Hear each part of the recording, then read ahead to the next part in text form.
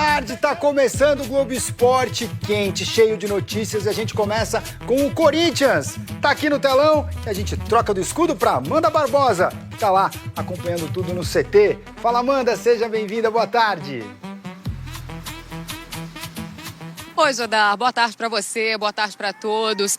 Jodar, a gente traz a informação relacionada ao Rodrigo Garro, né? O jogador passou por um procedimento cirúrgico ontem no fim da tarde, né? Precisou fazer essa cirurgia por conta de uma fratura no punho esquerdo. Vai ficar aí pelo menos as próximas 3 semanas entregue ao departamento médico do Corinthians, treinando em 2 períodos, mas provavelmente não com bola. O Corinthians pensa em recuperar esse jogador para a Supercopa. Então vamos entender aí como o Corinthians vai trabalhando com ele por conta dessa fratura. Mais uma vez, Dorival inicia a temporada sem o trio Jim, porque já não conta com o Memphis, tratando um edema ósseo, e o Yuri Alberto ainda está fora.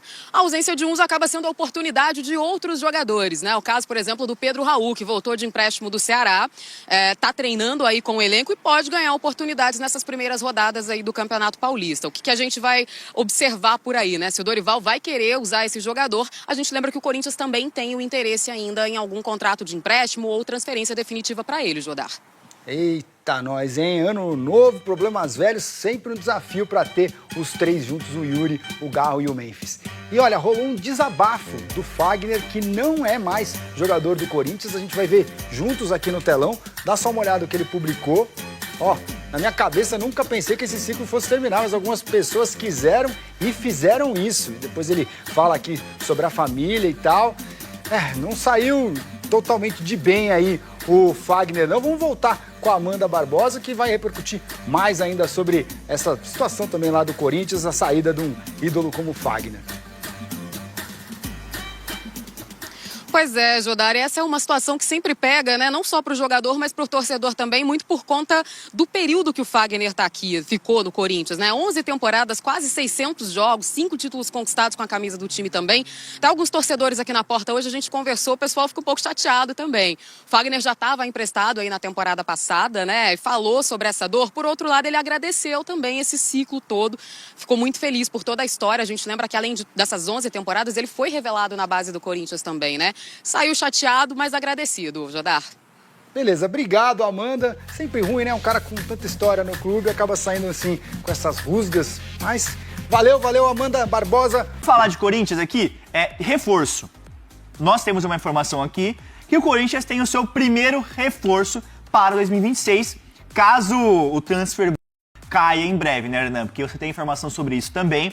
Mas, ô Hernan, dá pra dizer que Gabriel Paulista, zagueiro ex-Atlético de Madrid, ex-Arsenal, ex-Valência, é o primeiro reforço do Corinthians pra temporada. É o reforço acertado. Ontem eu coloquei no vídeo aqui das nossas redes da ESPN, eu falei, o Corinthians já tem o seu primeiro reforço, tal. Aí os caras no comentário começaram, mas como assim, transfer ban e tal? Vamos explicar todo esse imbróglio de como o Corinthians chega aos seus reforços e quando é que vai poder anunciar e colocar esses jogadores para poder treinar, para poder estar inscrito e jogar o Paulistão, que começa no fim de semana, para deixar bem claro. O Gabriel Paulista é um jogador que assim, sonho de infância, sonho de moleque jogar no Corinthians. O Gabriel Paulista teve uma infância difícil, como muitos jogadores, como muitas pessoas, ninguém nasceu em berço de ouro e tal, mas o irmão o Gabriel Paulista frequentava estádio, vestia camisa, e o irmão dele, que tentou ser jogador de futebol, ele foi até dos Gaviões, de organizada ele e foi tal. organizada. O irmão dele já não está mais entre nós e tal, e assim, para ele é uma coisa assim de a família, honrar a família, realizar um sonho do irmão, aquela coisa toda. Tem uma questão familiar também que isso pesa muito na volta do Gabriel Paulista. E o mais importante é que, assim, é um trabalho em 2 tempos. É uma tabelinha, vamos dizer assim. O Fabinho Soldado, ex-executivo que hoje está no Internacional, já tinha tido uma conversa muito boa com o Gabriel Paulista, quando a gente, inclusive, a gente que deu primeiro essa história do Gabriel Paulista no Corinthians, tinha uma conversa bem alinhada. Só que, assim, à época, na última janela, o transfer ban do Corinthians não tinha assim um norte. O Corinthians não tinha assim toda essa certeza de que iria derrubar o transfer ban, porque estava muito bagunçado na questão do impeachment, do Augusto Melo e tudo mais. Então o Gabriel Paulista falou, bom, vamos esperar a próxima janela, ver o que vai acontecer.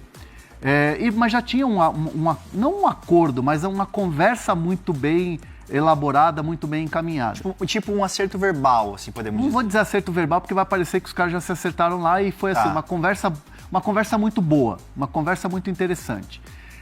Quando ele decide voltar, ele rescinde contrato com o Besiktas, 1 ano e meio de contrato que ele ainda tinha com o Besiktas, ele tinha a receber 4,5 milhões de euros por esse contrato. Isso é uma grana, viu? Abriu mão, deixou tudo para trás. Que dá mais ou menos uns 28 milhões. 27, 28 milhões de reais. Ele abre mão, deixa para trás, porque na retomada de conversas com o Corinthians, o Corinthians se interessa muito. O Corinthians falou, não, a gente quer, se você vier como agente livre, sem custos e tal, pô, topamos na hora. Então, o olho brilhou, ele deixou para trás essa grana, tanto que ele já até tinha dado um spoiler, né? Na viagem de volta ou que ele sai da Turquia para o Brasil? Então, ele não tá aqui, ele tá lá, né? Ele tá lá. Ele tá lá ainda. Tá lá ainda. Tá. Não sei se ele foi e voltou para passar fim de ano e tal, mas o fato é que ele tira uma foto no espelho com a camisa do Corinthians. E a camisa atual do Corinthians, né? A camisa que o Corinthians foi campeão da Copa do Brasil, inclusive. Então, assim, já era uma situação que estava acontecendo. E o Gabriel Paulista chega para um contrato de 2 temporadas, 2 anos, com um salário dentro de um teto realidade financeira do Corinthians. Não é um salário que, meu Deus, astronômico e tal para o Gabriel Paulista. E ele realiza um sonho. Então é o primeiro reforço que o Corinthians vai ter nessa temporada de 26, assim que caiu o Transferban Internacional. Para os críticos do Félix Torres, tem muita gente no chat falando aqui, ó. Fabinho é muito Corinthians, tá levando o Félix Torres pro Internacional. Sacanagem, tá? Eu tô vendo aqui, tem gente que tá rindo. Aliás, uma última atualização sobre Félix Torres. Tá, eu ia te perguntar isso. Abre aspas para a fonte. Tem que resolver hoje. É o prazo. Hoje é que a questão do Félix Torres se resolve com o Inter. Já que a gente entrou nessa questão, vamos explicar.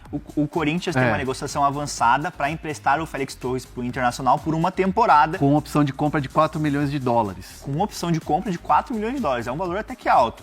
Mas, para esse negócio se concretizar, tem uma dívida do Corinthians com os agentes do Félix Torres, é isso, né? O agente, vamos colocar não são os agentes, é o agente. O agente. Pepe Chamorro, que é um equatoriano, que trabalha com a Arboleda também, outros atletas.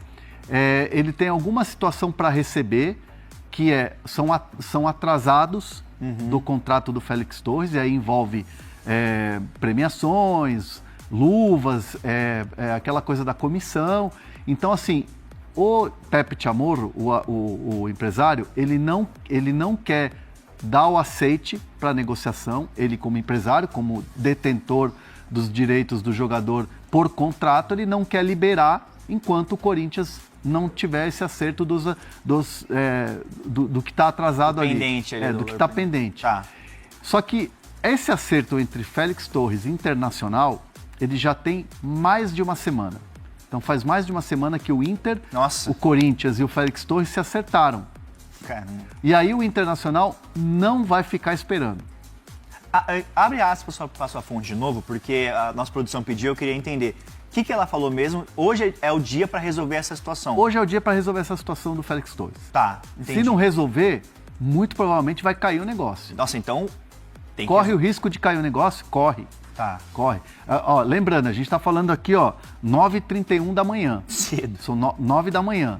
Pode ser que 11 da manhã tá tudo certo, o cara aceitou lá, beleza, fez um acordo e vambora, Félix Torres vai jogar no Internacional.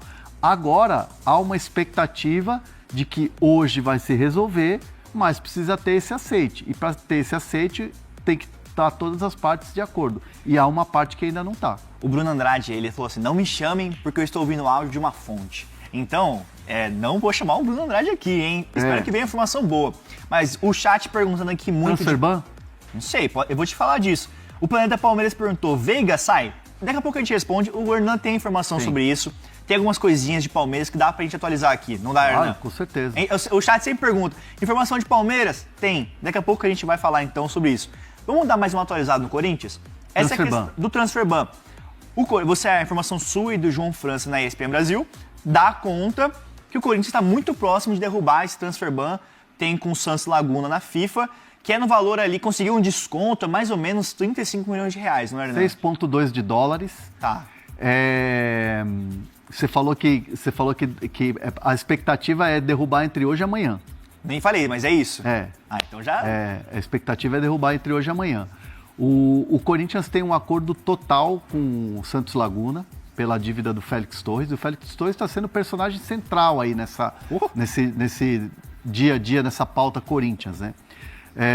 O acordo foi costurado, claro, tem ali os intermediários, pessoas que estão ali, advogados, que sentam e tentam resolver essa parada, tem a questão jurídica, mas eu vou trazer um personagem que acabou sendo central nessa parada toda, que é o Marcelo Paz. Marcelo Paz. O Marcelo Paz foi fundamental para esse acordo com o Santos Laguna. Ele foi muito habilidoso. Aliás, o que eu ouvi foi a atuação do Paz nessa negociação foi espetacular. Eu ouvi de uma fonte que estava nessa negociação com o Santos Laguna. E o Corinthians conseguiu, então, um acerto, um acordo total para pagamento dessa dívida de 6,2 milhões de dólares. O que vai acontecer agora? O Santos Laguna vai entregar um documento do aceite, né? Um documento dizendo aceito esses termos e tal, é só fazer o pagamento. O Corinthians faz o Pix, né? Faz o pagamento. Não vou dizer para vocês aqui, já pagou, não pagou, porque isso está na mão do financeiro. O financeiro, tendo o documento de aceite do Santos Laguna, faz o depósito na hora do acordo que foi feito, né?